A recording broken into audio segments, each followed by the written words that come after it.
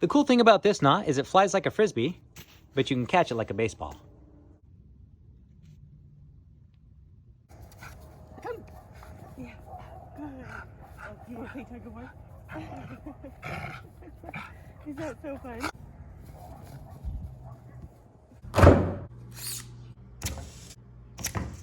We have 2 lengths of rope, 72 inches long. We're going to start with our blue piece. And we're going to fuse the ends together so that we have a big loop. But we want to make sure that the plating is nice and flat because you don't want to end up with a twist in your rope and then you're going to pull up your plating on one side. Now I'm just placing the rope right up to the edge of the flame. I don't want to catch it on fire. If it does, I'll just flick it out. But I want a nice bead on each side so that I can push these together and create a solid weld here. Same thing with the other rope. Now we're going to divide our loop into 3 equal parts. Pull this side over here. It doesn't have to be exactly perfect, but we do want this seam to end up inside the knot. So I'm just going to adjust this so that it is. There we go. And then we'll do our final adjustment after everything's tied. All right, let's get this tied. Now imagine this is a letter Y. I'm going to take the base of my Y and fold it straight up. Just hold it in place with my fingers. I'll take the other loop and I'll fold it over. And that gives me a little window down here. I'm going to take my third loop, ensure that I'm between my first 2, and then I'm going to thread it through that little window. There we go. And now you'll see that I'm ending up with a triple crown knot. Now I'll just have to adjust this and dress it up, pull it tight. There we go. Okay, we're getting closer here. Now this seam right here needs to end up on the back side towards the inside. And so what I'm going to do is just pull in some slack on one of the loops, and then I'll just pull it out so that I end up with that seam towards the inside. Come on, there we go. All right. Now as I pull everything tight, I just want to leave this strand in place so that I don't mess with the location of this seam.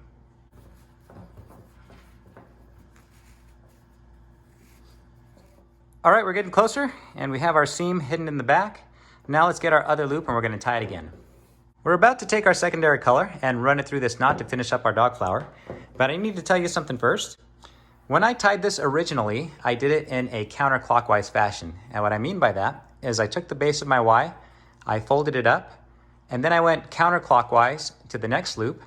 I folded that over, and then I took my last loop, brought it down and through that window. And now I have my triple crown knot, okay? There you can see it form.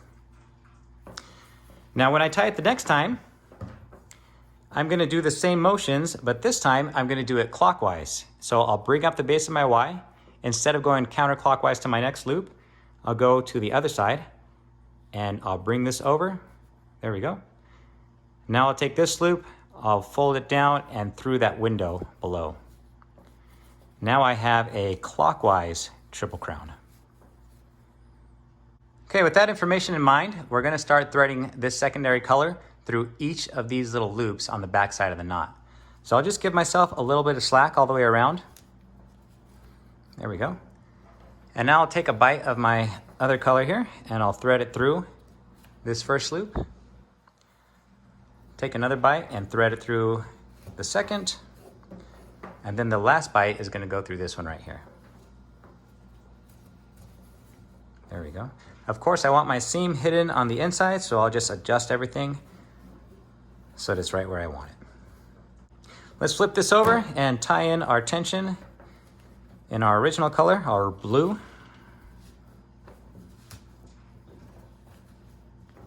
Now I'll take the base of my Y, I'll fold it up. Now I'll go clockwise to the next loop and fold that one over. Okay. I'll take this loop, ensuring that I go between the first 2, and I'll thread it through this window down here. So over and through. Now let's pull everything tight. All right, now you can see that once everything gets tightened down, we're gonna have basically a ball of a knot here in the middle, and then we'll have our petals fanning out from the center.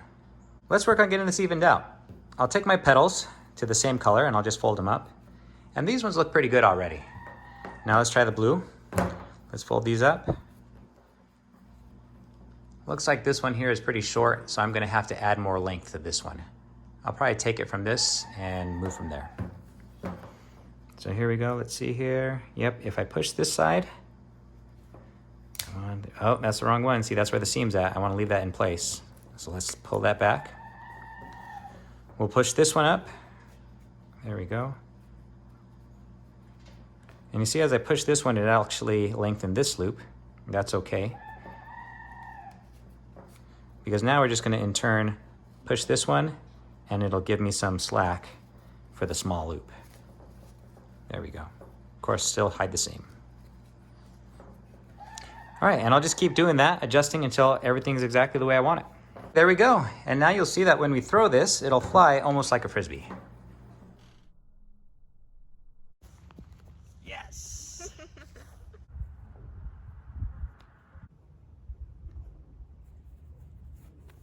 Yeah. And you can use the same idea to make yourself little throwing stars.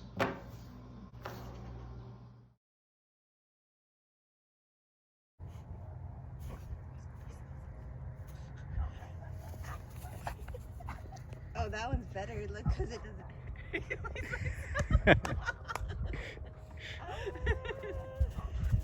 Fantastic. Look at him whipping it around. Is that a fun toy? Good boy, Ollie. Good boy. It's so fun. Okay, Ollie, you ready?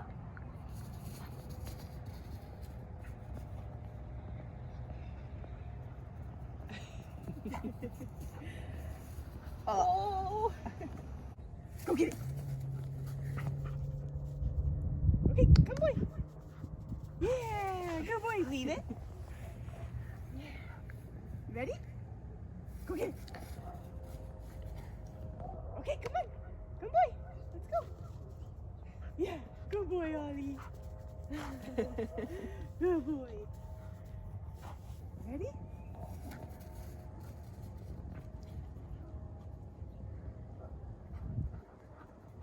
Good boy. Leave it. Isn't he cute? Mm-hmm. Leave it. You see why Jesse loves him so much. Good boy, Ollie. Oh, you're caught. Okay, leave it. Ready?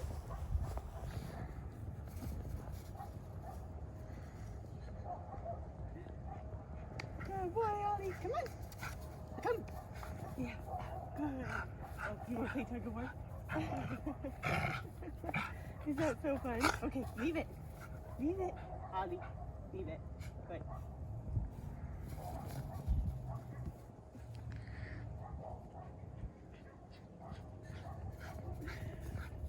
Maybe he is like it's caught, Brent. Mm-hmm. Like I'm shorter. That's why this Yeah. would be good.